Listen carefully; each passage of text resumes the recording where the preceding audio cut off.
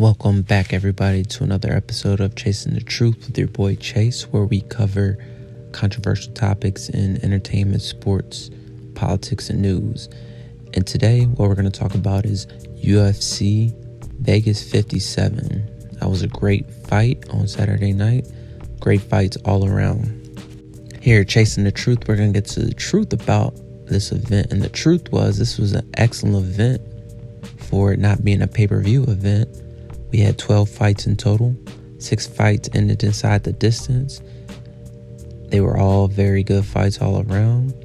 And I just want to highlight a couple things that I saw in the fights that you might not see on the news or even the broadcast. So I'm going to cover a few of the fights and a few of the storylines that I found interesting. The first fight we're going to talk about is Vanessa Thermopolis versus Ginyu Frey. This was a very good fight to start off this fight card. I was very excited to see both of these women fight. And it was very exciting because Vanessa Thermopolis is a former stripper. So knowing this, I was automatically drawn to her and have been a fan of her and her fights in the UFC. And Vanessa wound up winning by split decision in a very good fight. Ginyu Frey is a good fighter, but I didn't think she should have been as heavy as a favorite as Vegas had her in the fight. You can't mess with a stripper. You can't mess with anybody who fights for tips. Vanessa got the extra edge to her, and it made her win that fight. Never mess with anybody who works for tips. That's just keeping it real. So good job, Vanessa, and also nice fight, Ginyu Frey, but Vanessa was the better woman. The next fight I want to talk about from UFC Vegas 57 is JP Buys versus Cody Durden. Now, Cody Durden knocked out JP Buys within the first minute of the fight. It was a very good fight, and congratulations to Cody. Very good fight. However, I do want to focus my attention on JP Buys. JP Buys has had a rough year this past year. Not only is he 0-3 in the UFC, but his wife, who was formerly Cheyenne Buys, who was now Cheyenne Blismas, left him for another man, which was a very public breakup. And it's pretty embarrassing that she left him for another man. Also, another thing about JP Buys, not only has he lost his girl, he's lost his fights in the UFC, but he's a South African fighter. Now, the interesting thing about this is that in South Africa, right now, there's kind of having some reverse racism.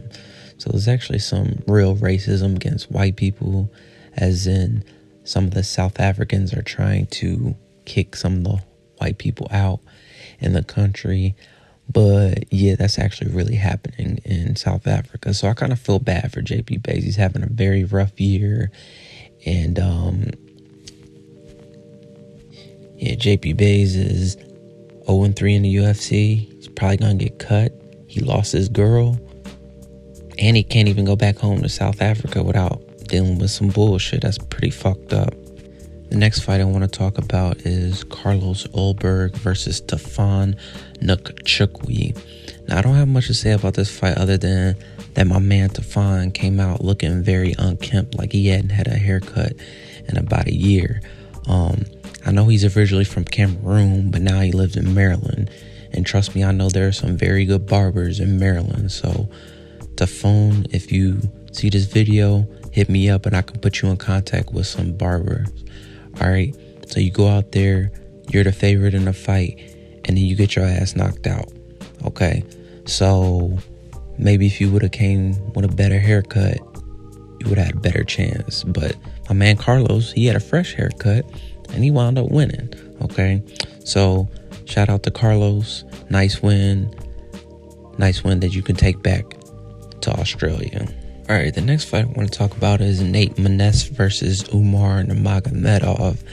This was a good fight. Not really, actually. I mean, Medov beat Vanessa's ass. The only thing I wanted to say about this one is that Medov was a minus 900 favorite. So if you don't know what this means, it means you have to risk $900 to win $100. So the way I view that is that he was supposed to really beat this dude's ass, and it shouldn't have went to decision. It wound up going to decision, even though he did have a dominant win. But I feel like when you're that heavy of a favorite, minus 900, fights really shouldn't be going to the judges. But other than that, I feel like that was a good win for Umar Nurmagomedov, and he's riding the name of his cousin Khabib, and we'll see what he does in the future. Next fight I want to talk about is Josh Parisian versus Alan Boudreaux. So it was the American Parisian versus the Frenchman Boudreaux. Very good fight. I know a lot of people were dogging this fight before it happened, but it actually turned out to be a very good banger back and forth in the first round. And then Josh Parisian actually came back from losing to get a knockout in the second round. So that was actually a very good fight by Parisian. This was the only heavyweight match on the bout, and it was a really good match. It was a really good banger. I'm glad the American won. Next fight I want to talk about is Neil Magny versus Shavkat Rachmanov. This was a very good fight. Rachmanov, he was the heavy favorite. He showed why he was. He showed why he's going to be a contender. He shows why he's going to be a champion. Rachmanov has never had a fight in the UFC go to the third round. This one didn't either. He got the submission with 2 seconds left in the second round. So Neil Magny was almost about to be the only person to take Shavkat to the third round, but that didn't happen. I believe that Shavkat Rachmanov is going to be a champion in the future. Also, I want to give a big shout out to him as someone who is not from America. You could tell in his pro fight interviews that he's working on his English. That further means to me that he's going to be a champion, that he's working to be somebody that the UFC could market and brand in the future. And for the main event, we had Armad Tarukian versus Mateusz Gamrat. So we're just going to say Tarukian versus Gamrat. This was a very good main event. These probably aren't two name brand people in the UFC. However, this was a very technical fight, a very close fight. It went 5 rounds. I do agree with the judges' decisions. Gamrat did win by unanimous decision. I did feel that he won 3 rounds to 2. Can't really say much other than that. These guys went back and forth. It was a very good fight, and I feel like for a non-pay-per-view card, this was an excellent card for anybody to see. Even if you're not a big UFC fan, this was a great card to see. So on a scale of 1 to 5, 1 being trash, 5 being excellent for a UFC card, I would actually give this one a 4 in my opinion. A 4 being that these were actually very good fights. The only reason I wouldn't give it a 5 is that these weren't very name brand fighters, but all in all, this was an excellent card for a Saturday night non-pay-per-view card. Next week we have UFC 276, which is Adesanya versus Cannonier.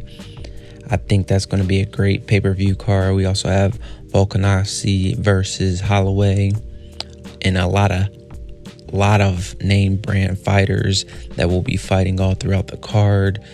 On July 2nd, I will be doing a review for that fight card as well. Thank you for everyone who listened. Please subscribe and comment down below. Thank you for tuning in to Chasing the Truth.